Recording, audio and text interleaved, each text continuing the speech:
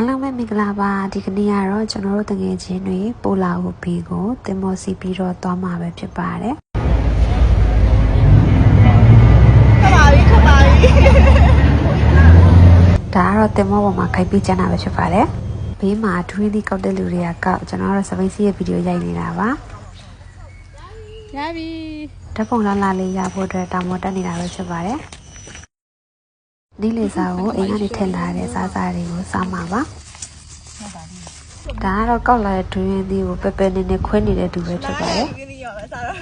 ဒူးရင်းသီးကြိုက်တဲ့လူမျိုးတွေ့တဲ့နေရာမှာဒူးရင်းသီးကောက်ပြီးတော့စားကြပါတယ်ရောက်တဲ့နေရာပြန်ရောက်စီရကောက်လာတာရောက်ကိုလူများချကျွေးထားမှမဟုတ်တော့ပါဘူးမရဲ့ရောက်ကိုကျွေးတော့မရှိနိုင်ဘူးရောက်ကိုင်းထားရအောင်ထိန်းထားနော်အေးထိန်းထားရမှာဝင်ပြီးနေတာမသိဒီကောင်လေးကလေမရှိတော့ဘာလို့ဒီအစိမ်းကြီးကိုချွေးကြတာမြောက်တွေကချွေးလဲအမဲ့ချွေးလေသူတို့အကုန်စားလာတယ်မလေးစားတိချကိုင်းနော်ဘုံတော့တိချကိုင်းနော်ဒါအစီတော့နည်းနည်းကြီးရယ်နော်အစီကြီးရယ်အသားနေတယ်ဒါမဲ့လည်းလက်ခါရတာပဲရောကောင်းတယ်ချိုးတယ်စားကြည့်တဘာဝကြွေကြတာဆိုတော့ကောင်းတယ်စားကြည့်မလား